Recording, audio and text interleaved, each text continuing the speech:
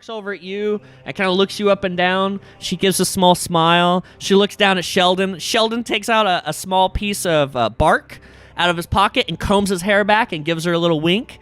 And she smiles at you two, and then she gives the time of day and turns, and she leans in, puts a hand on your shoulder, and says, "Hold on, I don't have the right. There it is. I was scrolled on the wrong thing. I'm sorry." She says, "My name is Iranian. What is yours?" My name is Balrog, and this here, my tiny friend here is Sheldon. Yeah, my name's Sheldon. Nice to meet you. It's very nice to meet both of you. What can I do for you? Are you not enjoying the party?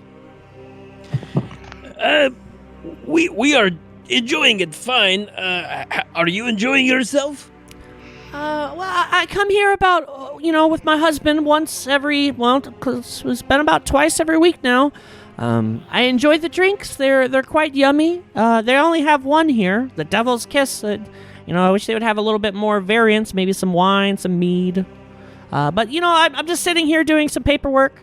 While he's out there having some kind of lustful fantasy, I'm sure. Who is your husband?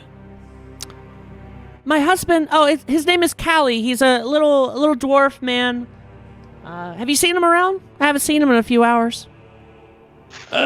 Yeah, we actually, funny enough here, saved his life. We will discuss payment a little bit later, but he is with my other two adventure friends, and they are in VIP section right now. She looks very inquisitive as you've stated that you saved his life, and she goes,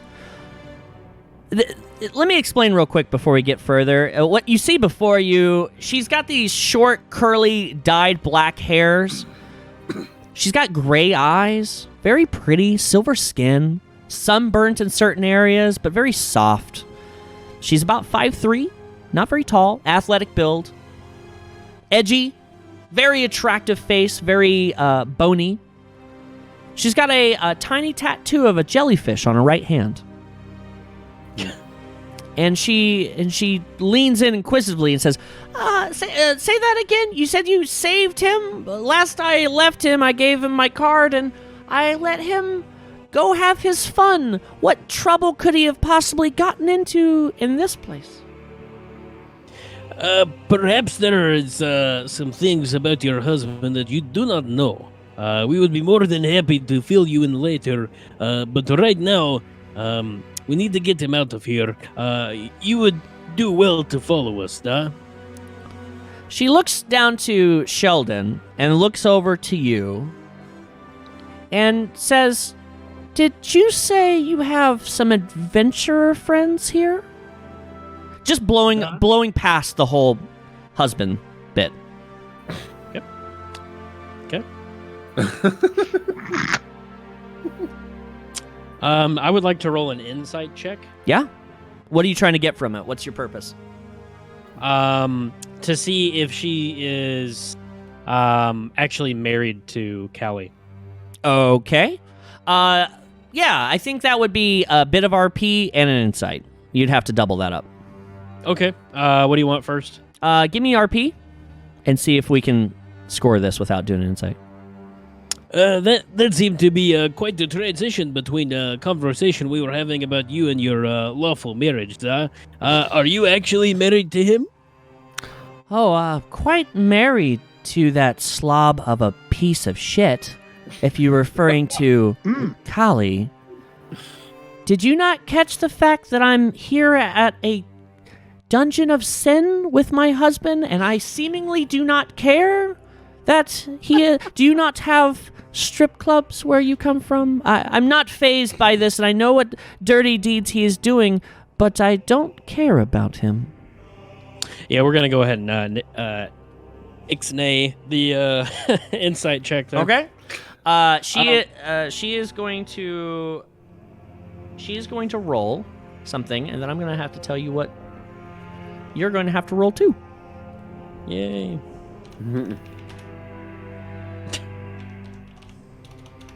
She's got a +1. Never mind. You don't have to roll anything. She leans in and she goes, "Your friends, I am more interested in your friends. Would you ever so kindly possibly like to have a conversation with me, maybe in the bathroom with your adventurer friends?" Odd venue for such a thing, but She leans even closer and leans down so Sheldon can hear, and he goes, Did you just say the bathroom? You know, I'm pretty game.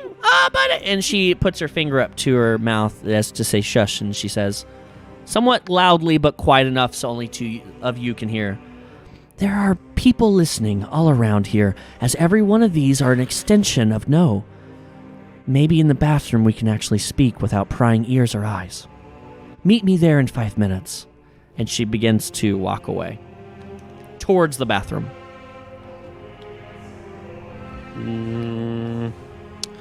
DM, what kind of roll, or what kind of check would I roll to see whether or not she's kind of feeding me anything? Yeah, insight, 100%.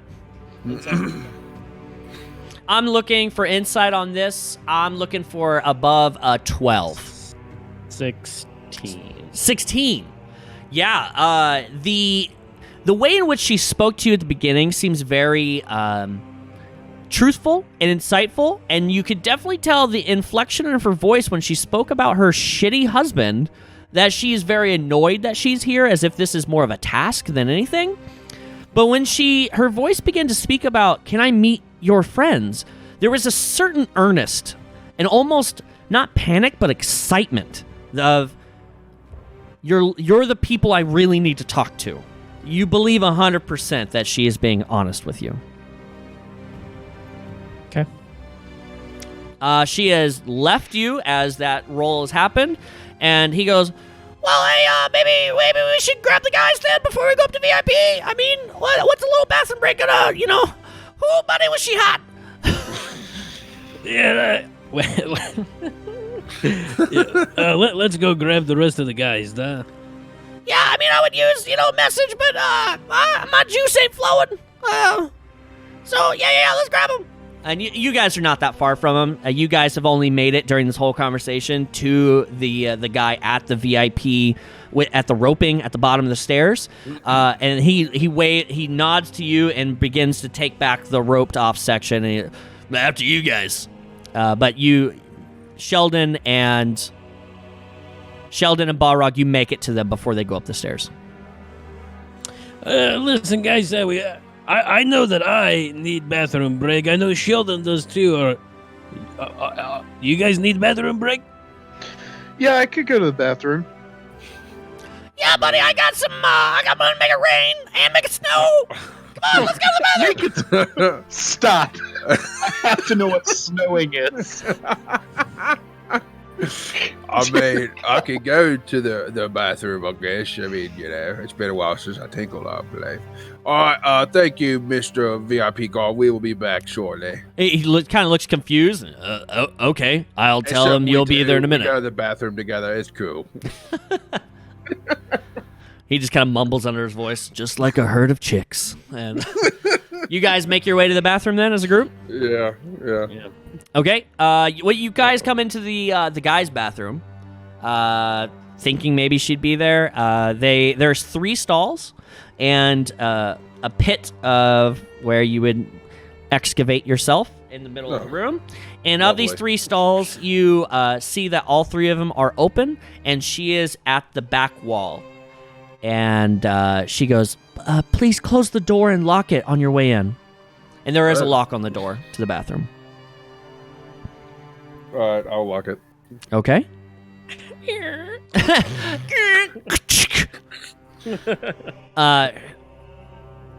Irenian, she goes, "I'm so thankful that I finally found somebody that could possibly help me.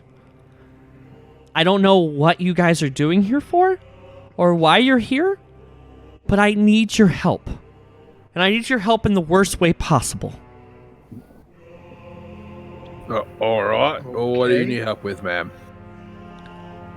I don't care about my husband. I don't care what he does. I come here for one reason. And that reason is to find a way to get my sister out of this hellhole. He doesn't know that she's here. And when I found her, she's been missing for months. But she's under some kind of spell of this devil's kiss. And I've been taking it back with me and trying to run some kind of antidote to try to get her out of here. But I can't figure it out. I need your guys' help. What's your sister look like? Oh, sorry. She's the waitress, the bartender behind the bar. The one that is in all red, the horns, the tiefling. Yeah, the hot one. She kind of like takes a gulp, and she's, yes, the hot one, as you so crudely put it. Perhaps, Iranian, stopping the action of drinking this byproduct would be a good start, huh? Well, I thought that maybe that would be the way too, but it seems that everybody drinks multiple times a day, and I would have to be here at a really long time to hopefully let that drain out of her system. To be honest, I'm very confused myself. They don't stop dancing. It's like they're under some kind of spell. And every time I take a drink, I let it go out down my side and I fill up a pouch so I can take some of it back, but I don't drink any. But I need you fateful adventurers, even you, my little friend. And Sheldon kind of like brushes his hair back a little bit. Yeah, I mean, anything we can do. I mean, surely we can figure out something. You just need us to make like a snatch and grab. What do you mean a snatch and grab? Well, I mean, we got some muscle here. What if we like snatched her, grabbed her, put her in the bag, and take her out the door? What if we can do something like that?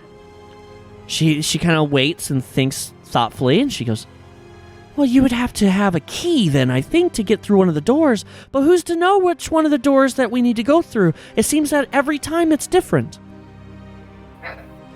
Well, we happen to have a friend that might have a key that we could get through really any door, I would assume.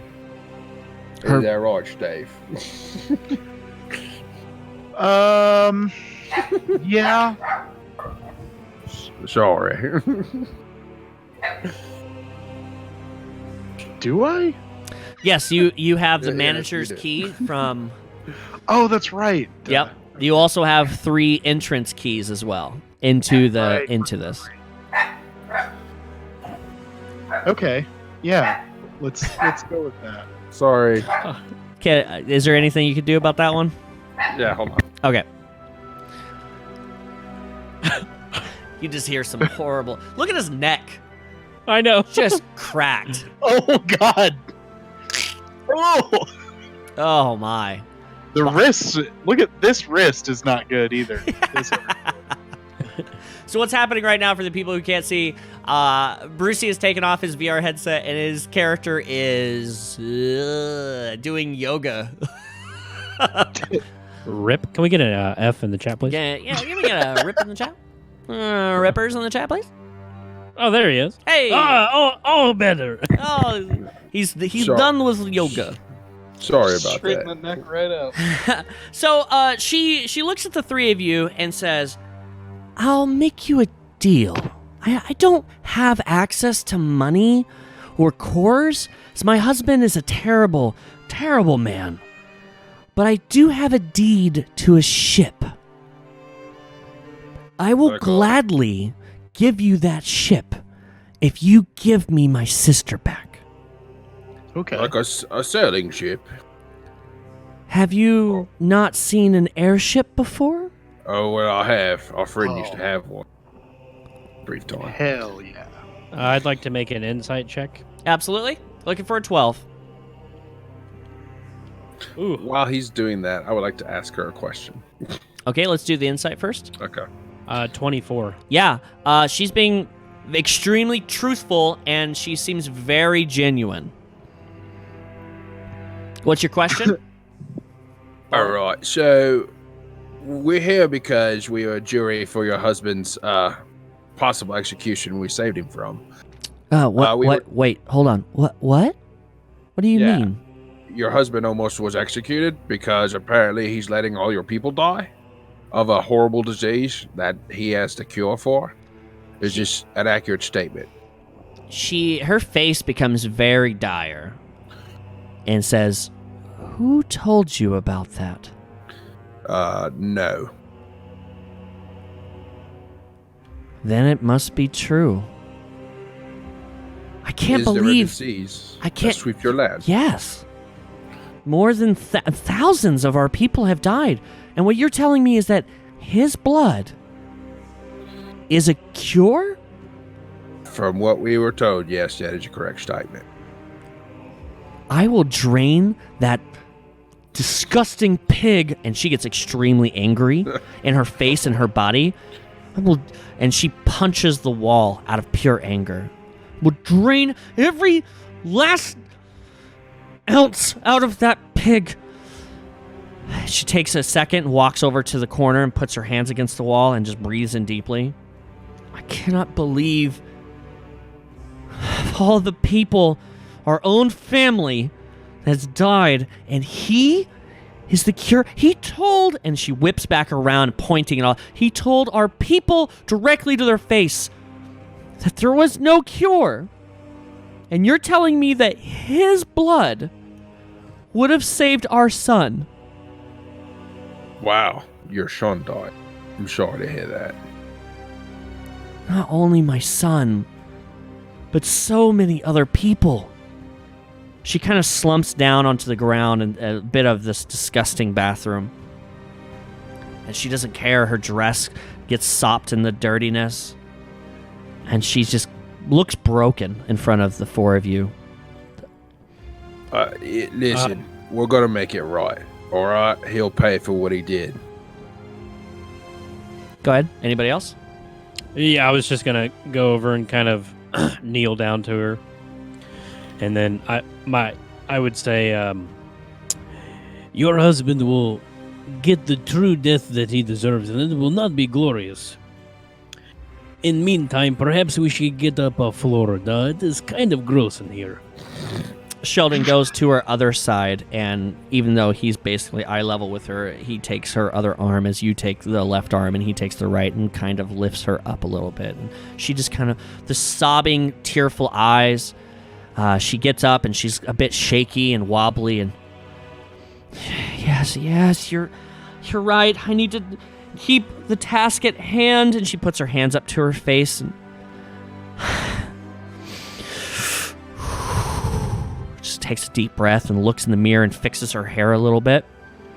Looks down at her bloodied right hand as she cracked her knuckles very hard into the wall. She puts her hands and wrings her hands and looks back at the four of you. My sister, please, whatever you do, can you please save her? Take her, put her in a bag. Take her through a portal. I will fly my ship to wherever you are. Please, let me get my sister. Is she, like, under one's control? Would she resist if we try to take? I'm sure she would. But you look like strapping young fellows. Ways to maybe overpower her, or maybe find a way to break it. I don't know magic. I wasn't born that way. I'm not a fallen. I don't have any way to help her. And that's why I was trying to use science to be able to find a cure, maybe, to just slip her a drink and then walk her out.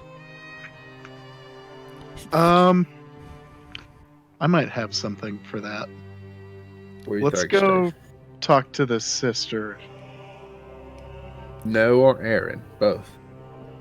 No, the Oh, one you mean the rescue- bartender? Yeah, I think I might have something for this. I'd Okay. like to go talk to the bartender. So she's going to say, please, whatever you're going to do, make sure it's the last thing you do, because I'm sure you're not going to be able to do it quietly. Mm, Aaron and No are very Like I said, they have every person here is an extension of their senses. They will know. As soon as you break that kind of contact with her, it's probably going to be fight or flight. Perhaps we should talk to No and Aaron first. Right. Real quick, Steve, whenever you threw the glass bottle at the octopus man, Yeah. did you see how his eye changed, right? Yeah. Like he was awake? Uh-huh. Maybe if we hurt her in some way, not minor damage, maybe it'll snap her out of it. It just like slap her in the face real hard? Or, I don't know, poke her in the hand with a needle or something. I don't know. Yeah, it's worth a shot. My idea burns a 5th level spell slot, and I only got one of those. So We might need to for save ya. that for our grand escape. And she pipes up and she says, all of that, I don't know what any of that really means. But, I have not tried hurting her. She's my own sister. I don't want to do that. But maybe on your way out, as I will stay close to the door, maybe we can try something and run together. And I could wait for your signal close, and since I'm already here, I'm only by where I was standing. It's only 20 feet away. Maybe you could do the thing and then give me the signal, and then I will run too. Does that sound like a plan? Okay. Yeah. Sounds like a plan. She kind of fixes her dress and brushes off some of the dirt and... Well, I guess I will see you out there then, looking to the four of you as she's made her way to the door and unlocks the door.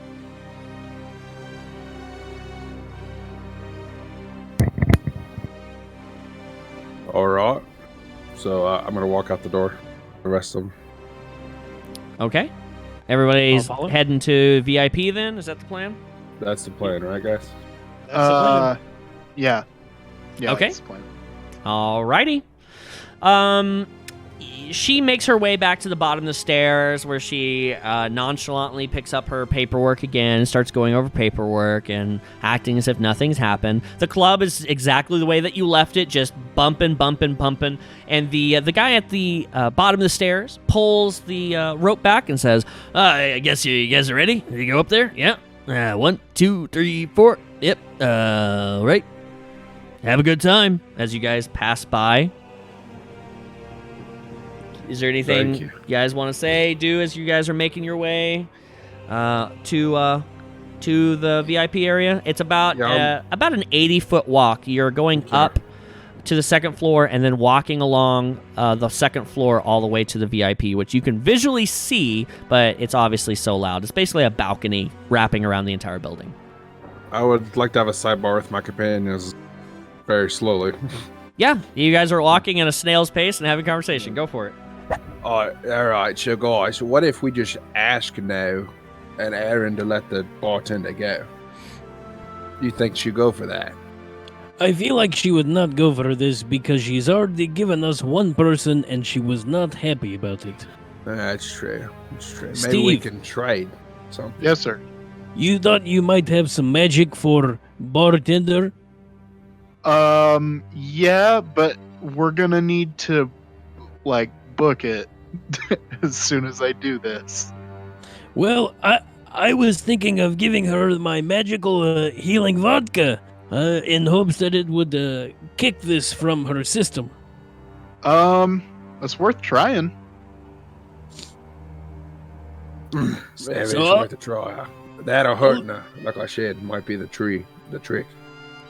I might be able to try mine first, and if it doesn't work, let's give yours a go. Sounds good. Sheldon pipes up. He goes, There's a lot of things that I don't remember from this, but I can tell you what, though, while I was dancing like a little hoodlum there for their pleasure, there's a lot of people who came up to VIP, and it seemed like everybody was trading stuff. That Erin, she loves putting stuff in her Museum of Sin, so, I mean, I don't know what you guys got on you, but if you got something to trade, maybe we can trade. This is good. Sheldon, I have a plan. Would you like to hear it? Oh, yeah, let's hear it. a while ago, when we were downstairs looking for you, I was able to snag that devil's drink, and I put it in special flask. Flask is completely enclosed, so you cannot see color of drink. I might be able to persuade one of the sisters to drink it to give us better chance of getting away. I mean, that would be a good idea, probably. Yeah, but do you know anything about this kiss stuff? Like, I don't, other than I drank it, and then while I drank it, I was under both of their command. I don't know, do you think giving, like, their own liquid to themselves would do anything? Yeah, I agree with Sheldon. I don't think that's gonna work. Do we have anything of value we could try? Something we don't care about anymore. Not really. I've got a crossbow, I guess, but I just got that. Oh no, I don't. It's out with the guards. Oh, wow. We don't have any of our weapons. Yeah. No. I do know that. I mean, they really love cores. That could be something. You guys got any cores How on many you? cores do you have? Don't you have like a stash? That's actually a really good question. Which DM? Yeah. Do I have those? I know I snagged a whole bunch of them. Are Yeah. they on me? They are. You have Voki's pocket, where the pocket that is small dimensional bag, and that's where you put all the cores. Ah, yes. Okay, I'm remembering now. Yes. Yes, my bag of money holding. Yeah, no, I have some cores. We could try that. I mean, that's kind of like the currency here, man. I don't really like it. I like dealing with gold, but I mean these stupid cores, it's whatever. Every place has got their own stuff, I guess, but they seem like they're pretty different here. The cores, they seem like they can do a lot of stuff. I don't even know all that they can do. All right, that's the plan. Trade the cores. Yeah. DM, Yes, sir. If I have a little sidebar with Steve and have me show him one of these cores, can I roll a history check on it to see if there's anything else that it does besides just be a piece of currency? In this conversation and walking up to, you can absolutely have a sidebar. The amount of information because of the hurriedness is going to be pretty minimal. Okay. But absolutely, yes, you can. I will give you some tidbits as a history check. But it just know it's not going to be nearly as much because of the situation. Okay. Hey, Steve, can I see one of those cores really fast before we get in the door? Sure. I get out the wallet of holding. Yeah. Pull out a core. Yeah, so the core that you pull out is swirling with white and red energy. It's about 50% full of this reddish, misty energy inside of it. And as he pops it in your hand and fuddle it through your fingers, you want to give me a history check? Yes, I do. Okay. And +4, that is a 21. Okay. Cores on this planet, unlike where gold is only a currency to buy, there are multiple uses for cores. Depending upon the type of usage, it's used in forms of blacksmithing, forms of fuel, forms of genetic change, as well as if you, from your history, you know that the more pure of the core, the purest of the color. So if it's a solid color, its powers are unknown, as these pure cores are but of legendary status. This core is about 50%. It's of good quality, but it does not bear any abilities itself, as cores do not allow you to crush it and empower or cast a spell or anything. But that's for cores that have been muddled. Pure cores and their abilities are extremely varied. That's what I can give you. Okay. That's all I had. Okay. Unless there's something else, do you guys want to make your way to the VIP? Yes. I don't have anything. Okay.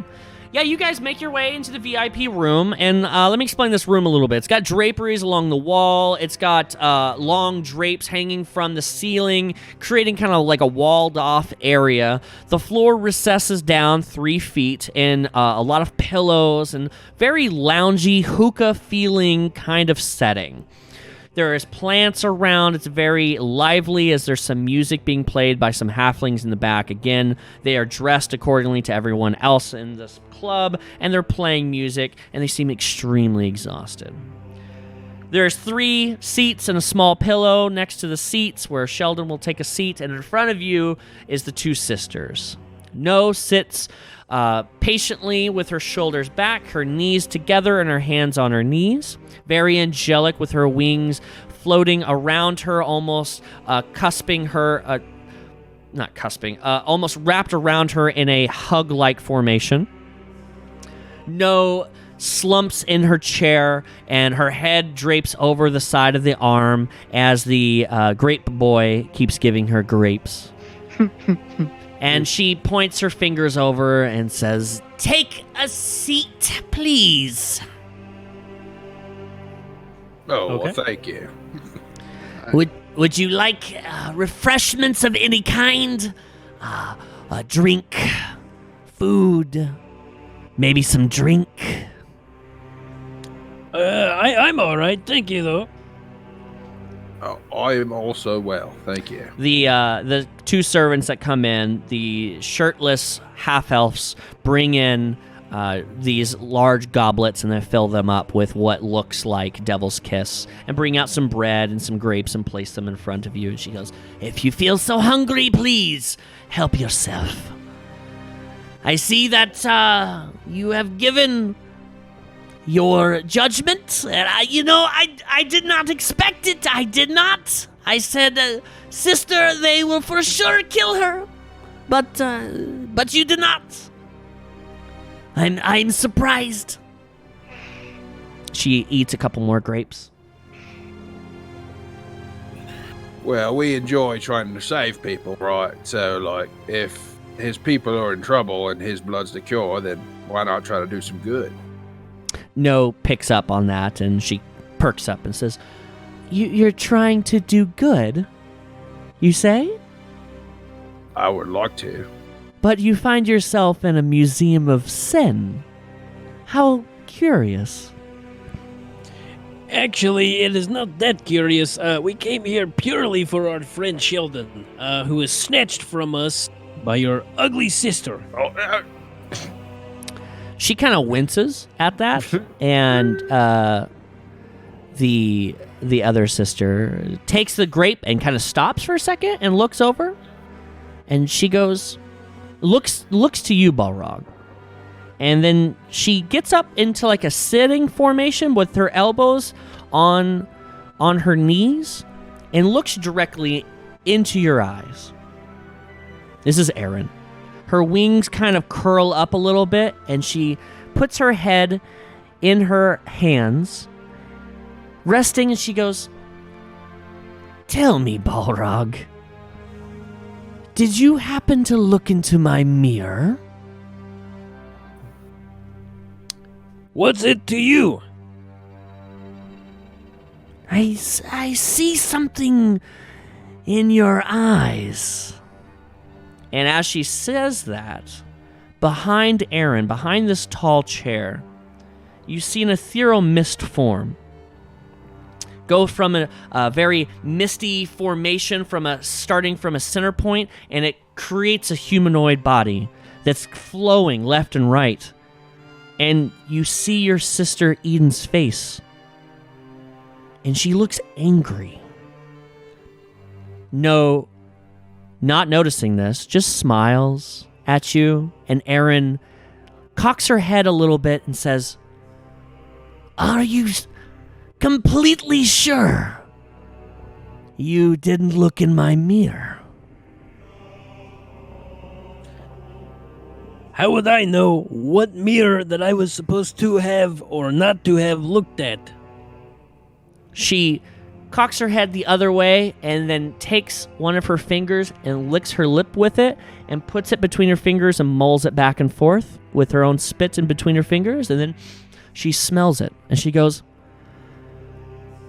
I can smell it on you. A little bit of giddiness and happiness. She goes, Do you see it right now?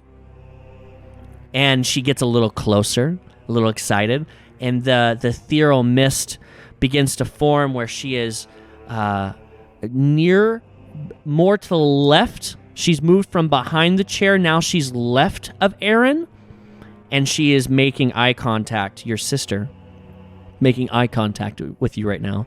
Do your eyes dart to her? So yeah, during this time, now that I've seen the ethereal version of Eden, Balrog is going to start tapping his chair, like rummaging his fingers over it, hearing the tapping. He's very, very nervous.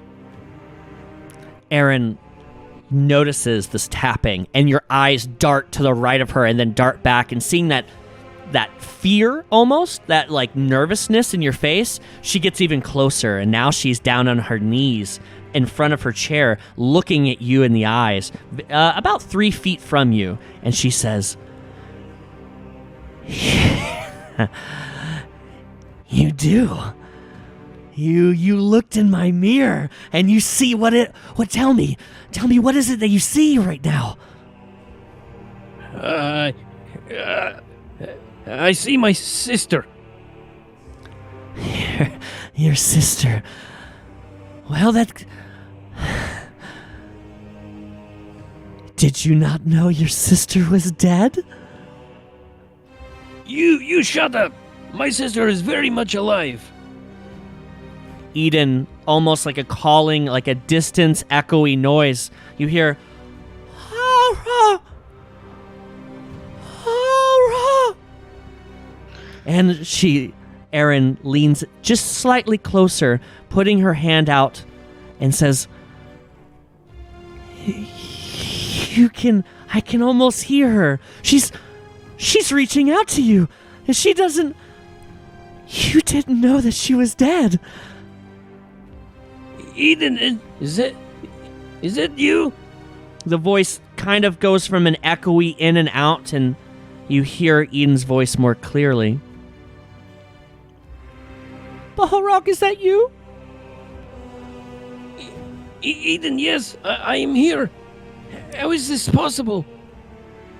Eden's ethereal form begins to like in and out of the incorporeal version that she is, and she kind of sputters closer to you, and the ethereal mist moves back and forth, and you see this hand that is going in from a mist to a solid and a mist again. She reaches out almost to brush her outside of her hand against your cheek, and she says, It really is you. I've tried so hard through so many nightmares to tell you. Yes, sister, I'm here. Aaron, seeing nothing in front of you but seeing this conversation, happily gets back and crosses her legs Indian style in her chair, and she motions for the great boy to bring over more, and she starts eating feverishly and just watching. What are the rest of you doing at this current time as she's having this conversation? Bruce is looking at Balrog, kind of worried. Yeah, Steve, ditto, essentially. Steve is very concerned. Balrog, are you okay, mate? Can I hear, or am I in No, trance? you are 100% not in trance. You can hear everything that's going on. Bruce, this is my sister from my kingdom. I looked in a weird mirror when you guys were in another room playing with pandas, and I found a very weird mirror. There's not much that you guys know of me, but what I can tell you at this moment is that this is my sister. I've been having so many nightmares of her death. And here she is, right in front of me. Sheldon, please, do something. Is there anything you can do? Can we see any of that? So or is it just him? Couple things. No one else in the room can see this. Okay. No one else can see the sister. The Sheldon is eating food feverishly as he's got quite an appetite. He's not drinking the drink, and he looks over to you with full of mouth. What do you mean you see your sister? Well, She looks like Oscar, but I feel her hand on my cheek. I mean, I don't. Oh boy, it seems like she might be caught in this mirror, or like, you've gotten some kind of connection. I can't see her. There's nothing I can do, bud. I mean, it's your sister. Talk to her. Eden, are you there still? Balrog, I've waited so long to finally be able to talk to you. And it's echoing. Her voice comes in and out as if she's like losing connection. Eden, don't go. Hang in there, please. There has to be something. What happened to you? Balrog, I'm not here anymore.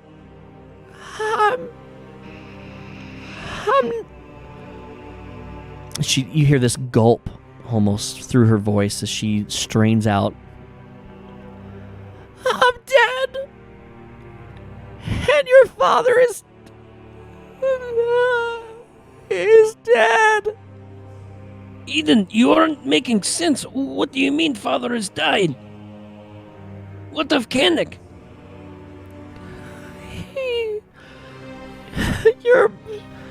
Your brother did this.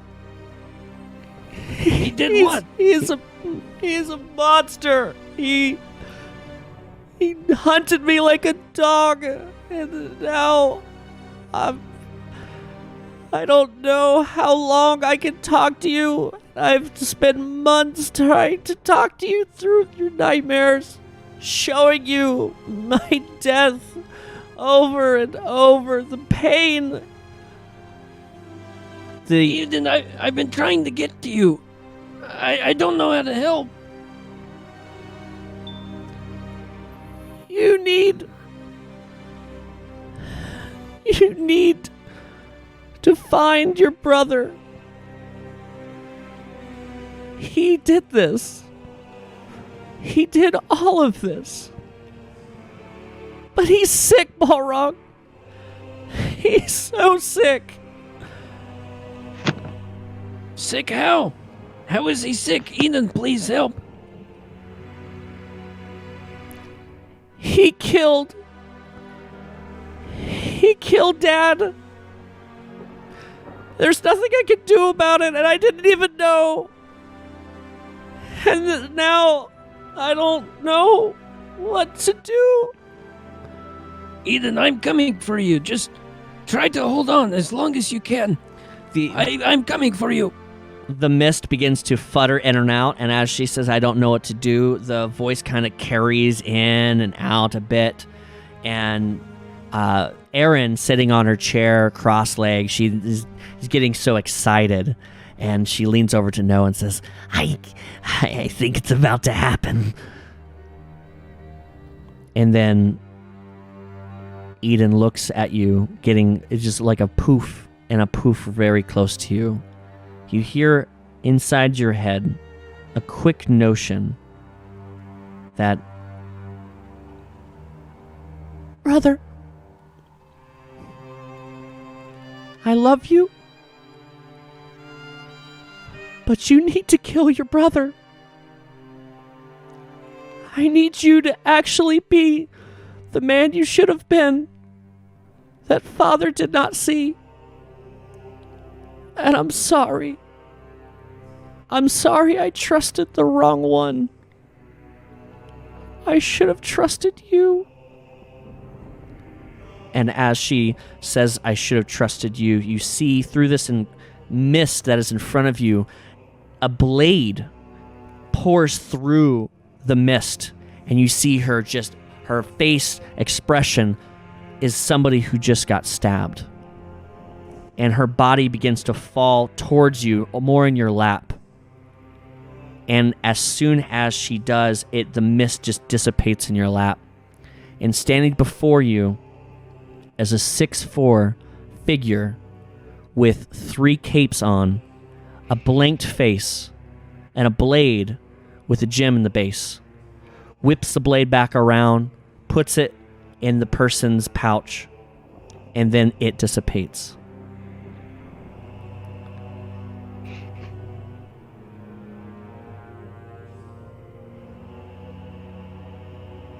Balrog, are you okay? You look like somebody walked over your grave.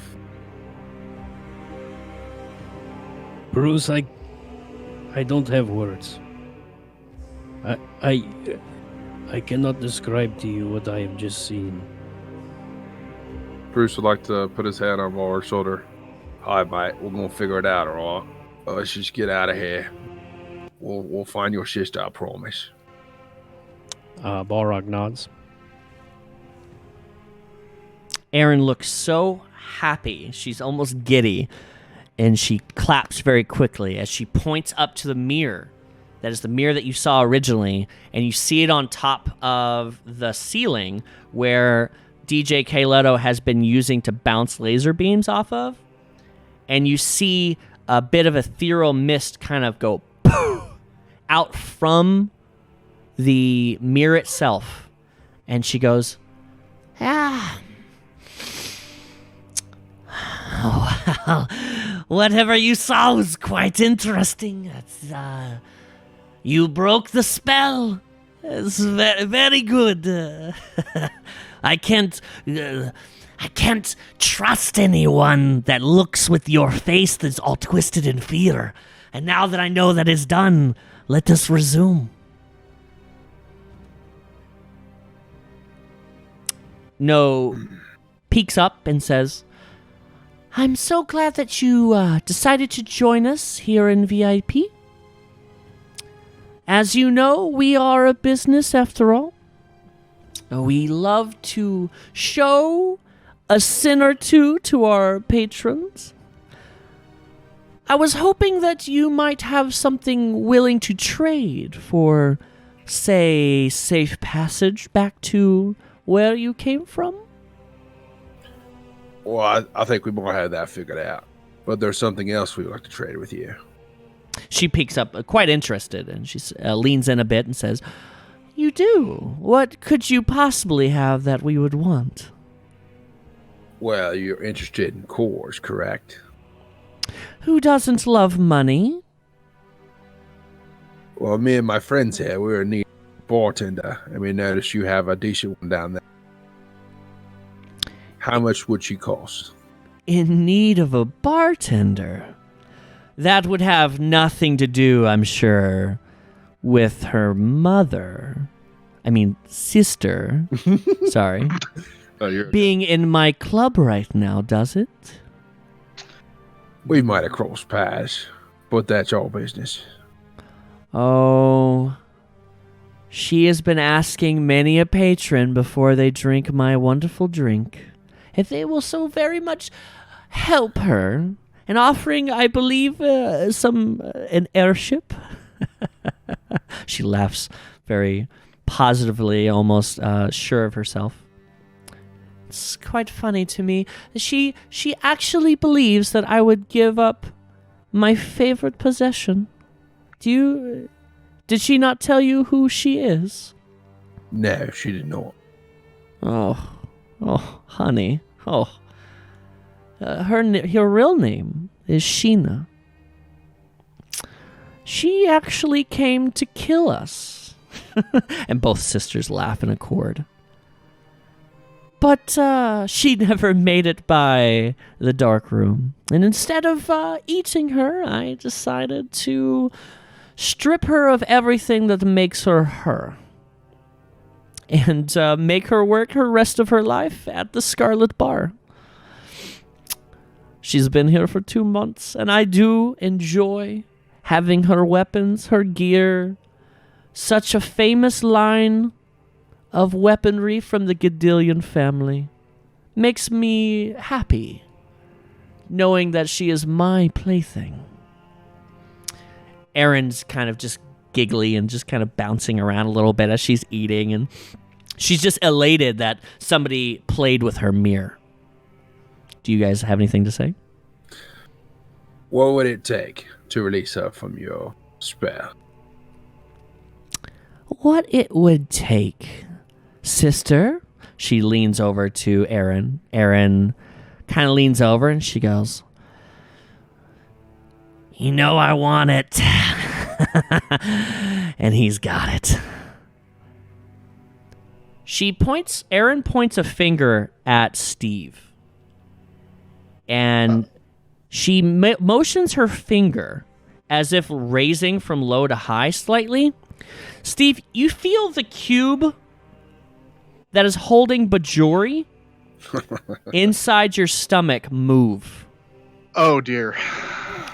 And Erin goes, "Yeah, that would be a fantastic addition to our museum."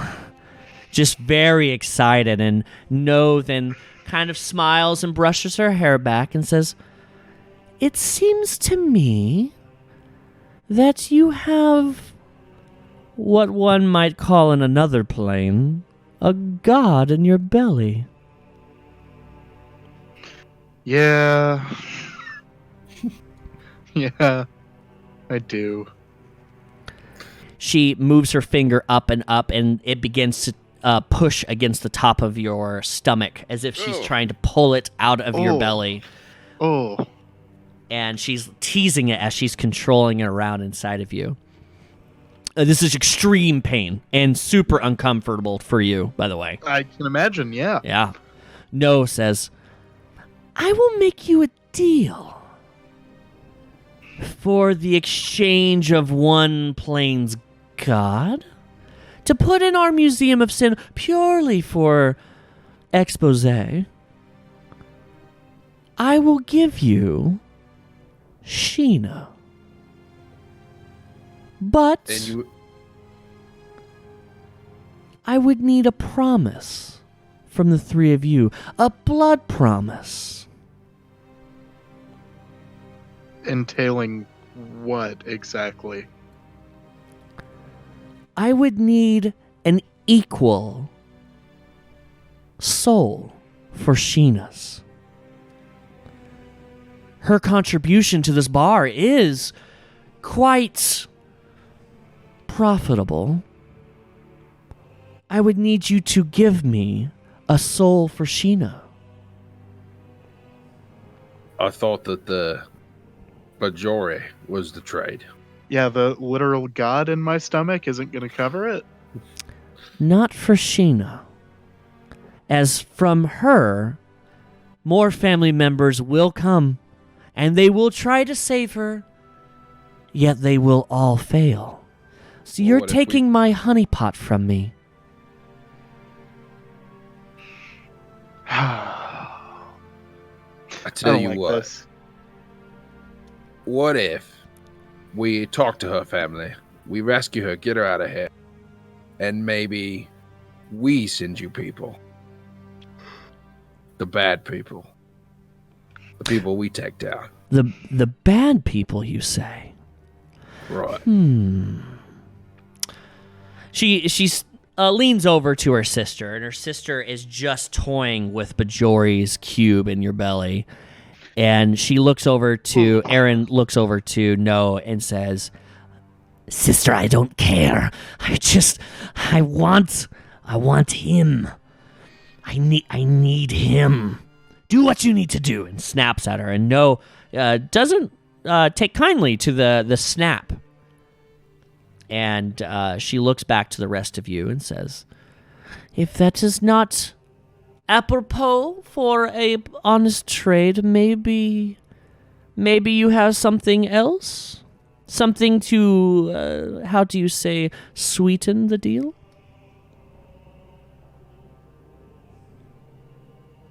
You give me a way to get people to you, and we will send you people we face. It'll be an endless supply. We have a lot of journey left. Yeah. So what you're proposing is I give you an unfettered access to my dungeon of sin, and you will provide me with souls that I may do what I please? Yes. Yep. She leans over to her sister and says, I think this is a good deal, sister. How do we do this? She goes, well, I just want him. Just give me him. Give me a chance. I understand, sister. I understand. Give me your key. And Aaron snaps at No and says, I won't give these guys my key. I won't do it. No responds. Sister, we need to, if you want Bajori, we need to do this.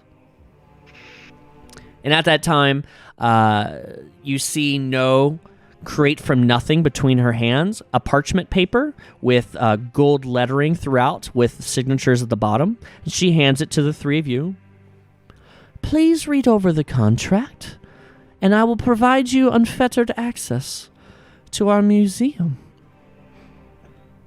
All right. We'd like to read it. Yeah, absolutely. So in the wording, you've got the classic for one Bajori. She will trade Sheena, and upon that, Sheena and what she would be getting for future versions of that family line coming to protect her. You guys make a pact with the sisters that, given access, you will provide souls for their doing for the unforeseen future. Sounds like a not a bad deal, right? Gosh, what do you think? Sounds good to me. Balrog. Balrog nods. All right. We agree. Bruce signs his name. Sure. You sign your name, and she just says, just please dot your T's and cross your I's. Just sign there in the line. Do all three sign? Yep. Erin starts to get on all fours and crawls her way over to you, Steve, and says, I will give you one chance to get it out for me, but if you don't, I will get it out myself. Okay. What are the dimensions of this cube? We haven't talked about the cube. It's 1 inch by 1 inch. Oh, You okay. pick that up. I am going to attempt to reach down my throat with Mage Hand. What? Yeah, Gosh. you heard me. I kind of just want to see this happen. Just pull it out. Yeah. Okay. Do I need to roll something? No. That's crazy. That's a- Oh boy. I'm going to ask that you give me an Arcana check in Okay. order to create a small enough hand that you're going to be able to gobble up. Okay. Because Mage Hand has a certain dimension as it appears, but with your finesse, I want to see what kind of skillful use of this you can use. And we're also going to use this for the going down the throat. That is a 23 for Ooh. Arcana. Okay. So you bring into you. How do you want to RP this with Erin as she is like up in your face? I like the idea of just like I'm standing there, head tilted up, mouth open, and a hand just appears above the mouth and dives in. Okay. Just kind of shoots down and grabs the cube. Yeah, you look at her, give her the finger of one moment. You throw your head back, And just like somebody swallowing a sword, a small 1 inch by 1 inch version of Mage Hand appears and skyrockets down through your mouth and shoots directly into your belly. It then does a turn as it's moving around, grabs the cube, and then begins to push its way out. I'm going to need a total of 3 Constitution saving throws. Yeah, that's fair. Of those 3, they will increase. The first one is for going down. The first one is a 14. What is my con modifier? Oh, hell. All right. That's a 24 on the first one. Okay, check. First one goes down like you were swallowing a sardine. Just whoop, and it goes in, no problem, finds the way in the stomach, grabs onto Bajori, and now is going back through the stomach lining and pushing its way back up. 21 on the second check. It makes its way through the initial the initial chamber of the stomach and is now working its way, pushing the tight esophagus all the way back up through the mouth. And the last one? That is a 19. Barely missed it. It was 20 for the last one. And it gets stuck at your tonsils as it rings your own bell, and you get this immediate I have to puke as something is coming out of your mouth, like you've been in the hospital and they're pulling the tube out from life support, and immediately you can't control yourself and vomit all over Aaron. Yeah. Does the cube come out? The cube comes out, and your mage hand is just floating in front of you, holding on to this tiny cube with a tiny Bajori, which you see him get incinerated, eviscerated, and completely destroyed, and then poofs back again, and it is now in front of you. Erin, with just a clap of her hands, casts Prestidigitation and cleans herself completely off, which it doesn't faze her by any means getting puked on, and then just looks and puts her hand underneath the cube and says, and looks over to you and goes, "It is mine. Let's go, please." Okay, yeah, I give it to her. The mage hand disappears and drops into her hand, and just like a child on Christmas morning, she scuttles over to her chair and immediately starts to create a fissure and puts her hands between the fissure and walks through the fissure and closes. Oh, wow, that's quick. All right. The contract itself futters back around and comes over to No. No kisses the contract and leaves her lip marks on it. And at that current time, you all 3 receive a mark on the back of your hand. It is a straight line. You can choose on left or right hand, whichever one you want it to be on. It's a straight line about 2 inches long, and then a cross T, kind of like a cross, and then a second one, which is a little bit longer. So you have a cross with 2 horizontal bars going through it, and it's perfect in nature. And she says, "You now have the brand of the Museum of Sin. Anytime you need to send someone my way, just put your hand on them and say the fateful words, 'O Museum of Sin.' And when you say that, your hand will become nice and shiny, and they will disappear from time and appear in my possession." Dead or alive? I would only take alive. Dead does nothing for me. I thought you just wanted their souls. The soul has already been claimed when their last breath has left them. I want them while they're living. Well, they might be a little messed up, but we'll make sure they're still alive for you. As long as I get bodies, minds, souls, it does not matter. We have a few people we'll send you. Don't worry. Alrighty. And as I said, we shall conclude business, I believe. And she claps her hands, and the great boy comes around and provides some more drinks out. She makes a calling noise and kind of like whispers up towards the air, and there are 2 guards who are going over to Sheena and taking her by the arm and bringing her up to the group. No, real fast. You're a great boy. I believe he has an item of my personal property that he's taken off of me. I believe all business has been concluded. Are you wanting to revise our previous plan? No, I guess not. He did steal it. Does that do anything for you? I do love a good thief. This is also why we brought him here. He's kind of our errand boy. And she pulls out your bag of holding from behind her and dangles it in front and sways it back left and right. She says, for something so nice, you sure was easy to steal it from you. How about I give this to you for the price of 100 cores? Now, remember, Steve, you have 2 full bags of cores. Your rough estimation inside of those bags would be about 120. She said 100 cores. Yep. Yes. If you provide me 100 cores, I would be happy to give you the bag and all of its contents. 75. Go ahead and make a deception, as you guys are both going to go deceptions back to each other. She's got a +1, so I'm going to go ahead and roll it for her. We're going to deception against each other. 1d20 +1. My God, I'm rolling low. What you got? Go ahead and tell me your number. 17.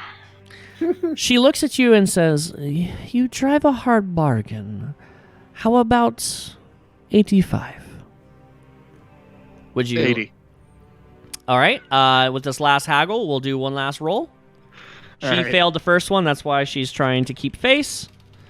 Roll 1d20 +1. She got a 15. What you get? I got a 18. Nice. She goes, 80? That was your final, correct? Yeah. I think 80 will do fine. And she says, cough it up, please. And she puts the bag on the little table in front, the little coffee table between you and them. Okay. I pull out one of the core bags and I do some shuffling. Some quick counting. Yeah. Give her the bag. Sure. You hand over 80 cores, and she doesn't weigh it. She doesn't count it. She just shakes it, and she kind of... Yeah. I believe everything is done. At this current time, if you wouldn't mind leaving my humble abode, I will give you... Oh, and looks over at Steve again, and she looks keenly to you and looks more towards your coat. I think you already have a way home, don't you? More or less referring to the master key. Oh, okay. I thought she was talking about the coat. I was like, is it a coat of rolls and portals this whole time? And I didn't know. Okay. Yeah, we can show ourselves out. If you wouldn't mind giving that to my guards on your way out, as that is not yours to have. Sure thing. And so she motions for Sheena to come over, and Sheena walks over to No, and No whispers something in her ear. Do you guys try to listen to what she says? Yes. Okay, it's very high. Okay. It's perception. Perception. I'm looking for a high number here. I'm not going to tell you. 21. What did you say? 21. Damn. Yeah, you hear it. I got a 19. Okay, you don't hear it. Balrog? I had an 18. Okay, you don't hear it either. Bruce, you hear it. You hear the words, "You are free, my child." And Sheena begins to, her eyes flutter a bit, and then she falls and collapses to the floor. And she looks over to the rest of you and says, I do apologize. It's unfortunately one of the after effects of when my children are not under my control. Will she be okay? Oh, she'll be fine. Just a horrible hangover for about a month. But she will be fine. I promise you that. She looks to the rest of you and then says, you fateful 3 people, you are now in league with me. and I hope to do business with you again. I'll be looking for deliveries, and if you provide me with powerful deliveries, maybe I can give you something in return. Ooh. Well, that sounds just lovely. Thank you for your time. You've been most gracious. She gives a little curtsy bow as the best you can from a sitting motion, and she lets her hands go out, and she says, unless there's something else, I believe I have a club to attend to. We will be on our way. Bruce is going to walk over and pick up her sister. Okay. She does a couple things before, as you guys are leaving. She does wink at you, Steve. No does. And she looks over to Balrog and motions for you to come over to her as the rest of you are kind of getting your stuff together. Do you come over? Yeah, I'm gonna slump over there holding my tail. Sure. She kind of leans in a little bit close to you, kind of close to your right ear, and she says, I do apologize for my sister. She is quite the bitch when it comes to pain. I am sorry that this is how you found the information that your sister has left this plane, but please know that she is not in our control. That is just purely the mirror and the mirror's way of doing things. It's a wonderful parlor trick, but it can be quite mean. Balrog nods his head in understanding and then slumps back to the group. She just, her hands faintly on your shoulder, and then as you turn, her hand kind of whisks away, and she says, please enjoy anything else before you leave. Don't forget to take Sheena. As I see, you already have her over your shoulder. Make sure to take her sister with you, please. She has made a quite annoyance to me. Don't forget that that terrible piece of shit that you are all taking in your own command. Today has been quite eventful, but never forget, you always have a club that you can come back to if you want. We'll keep that in mind. She sits back like she's done a good job, and she's very proud of herself, and she starts taking some grapes from the grape boy. And as do you guys make your way? Yes. Okay. Yep. You guys make your way back to the bottom of the stairs, and the guard kind of just smiles and, well, you guys didn't die. That's pretty good. And Sheldon goes, yeah, kid, that shit was crazy. You guys make your way to the sister, and the sister is elated, but she's trying to keep it cool, as if somehow that's smart. And she asks, "How are we going to get out of here? Did you find a way? You already have my sister. That's great." They're gonna let us go. Just play it cool. We're gonna walk out of here. Oh yeah. Cool. She's super excited, but she just keeps saying cool. The husband, Callie, comes with his jacket kind of slumped over his left arm and his shirt and pants haphazardly put on, and he goes, about that time to go ahead and get going. There you are. All right, let's go ahead and get out of here. Who are these guys? Speaking to you as a group. We're your saviors and your judgment. So if I was you, I'd come along and play nice. Oh, and just brushing it off completely and walking past you. Well, okay, saviors, lead the way. Oh, we will. Don't you worry. So you guys make your way towards the end, or towards the entrance, where the two guards are? Yep, we need to make sure to check with the coat taker to make sure we get our gear back. Yep, so you guys make it through the large drapes, and the music goes from a pounding, very hard-hearing noise to a distant and you see the two guards that are in front of you, and they... Well, it looks like you made it back. That's pretty good. All in one piece, and it looks like you got some more people. Hey, I thought they were going to kill you today, pointing to Callie. Callie just kind of looks really confused, and just kind of moves along and moves towards his door, which is the second one on the left. And he goes, I would like to leave now, if possible. I can't do his voice anymore. I apologize. Yeah. And and the guy, the guard, looks at the rest of you and goes, well, let me go ahead and get you your gear, and starts handing all of your gear back. And you got your numbers. You hand your numbers, call numbers to him, and he brings out the boxes, and you guys start gearing up. You have all of the gear, and the wife then says, "Oh, I see that you found all of Sheena's her weapon, her breastplate. You guys are amazing. How did you find all this?" Oh my god. Well, it was a bit of luck and a little bit of pain, but we made it through. I can't believe this is our family's heirloom. I might have to do a little bit more than just a ship. And of course, the husband would go, "A ship? What ship?"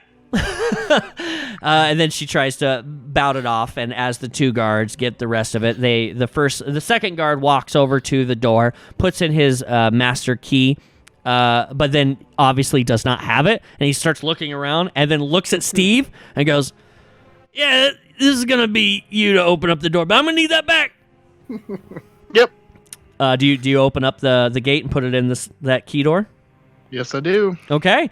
You put it in, and the door opens from the inside, and you see these beautiful, lush plains, as if you were on a hill. The wind's blowing through the grass. The grass is just green as far as the eye can see. A small brook off in the distance. Huge mountain range off in the far, far distance, and trees blowing in the wind.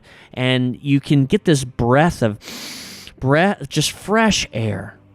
And you see a smile creep over her face, and you see Kali's face kind of light up as if they see home. And the second guard has his hand out, asking for the key card. I give it to him. Okay.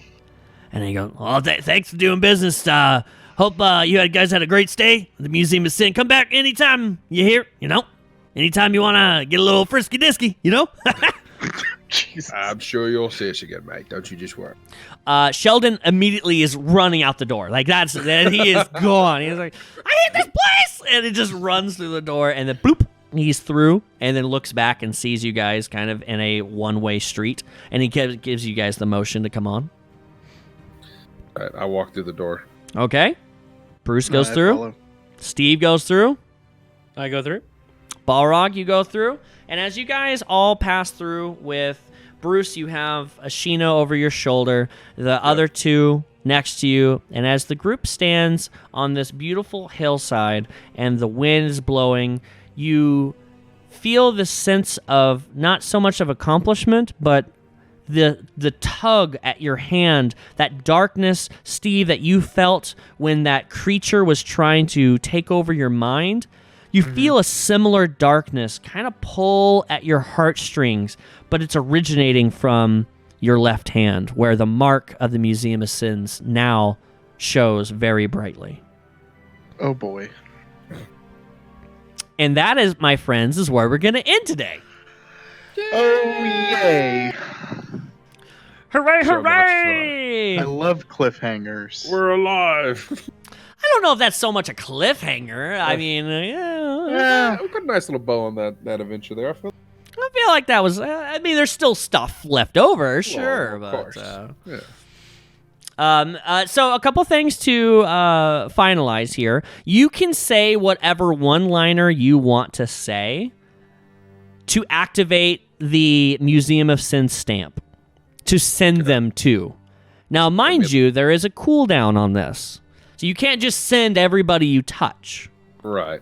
So we'll talk a little bit about that out of the session, so that you guys can utilize this new contract that you have fatefully signed with who knows what that is. A couple other things. You successfully got Sheena. Congratulations. That was well played. I didn't think you were going to do it. But with some really good rolls and some good RP, you guys were able to make it out of the Museum of Sin, and now you're on a traveling plot with this collie who still needs his blood to be drained. Every last Gotta deal drip with of that. blood. You have a dying society as Kali is a king. You have a queen who promises you a airship that is the only possession she has. But what will Sheena Faldron, a.k.a. Sheena Faldron Galdillion, have in store when she realizes what has happened and how she has been surprisingly captured and brought home by this ragtag group of adventurers, these 4 adventurers, as Sheldon has also been saved by you guys. I mean, you guys pretty much did all the things right, and nobody died except for poor Enengad. So, it sounds like he needed it. Yeah, that poor serial killer. yeah, that poor serial killer. Who would have known? Who would have known? So there's a lot of things still to tie up at the end. My shout out to you guys. Good job today. Good RP. A lot went on, some really hard-hitting stuff with Balrog. Now you guys have some background to work through. You're going to have some travel time, so be ready for some more heavy RP coming up soon. Yeah. Big shout out to the players. Thank you, guys. Thank you so very much. Steve, Balrog, Bruce, you guys are killer. Thank you, sir. And big shout outs to our DM. Great storytelling. DM Daddy. So we'll see whether or not Museum of Sin is technically, the story arc is technically finalized, or possibly are we starting a new story arc next time? Yeah, I mean, you guys took a different way than I expected, so that's why I said, like, I took an entire section that I wrote and threw it away instantly. So it is pretty interesting. So I really, really appreciate you guys. Thank you so very much to all the listeners and followers and watchers out there. You guys are awesome. Thank you for all the awesome stuff that you guys have done for us. Thank you for everything you do to consider our show to be an awesome show, and I want you guys to continue watching and listening and being a part of it so very much. But from the bottom of my heart, thank you. You know it's not a Saving Arcana stream until we say it. This story is as much ours as it is yours.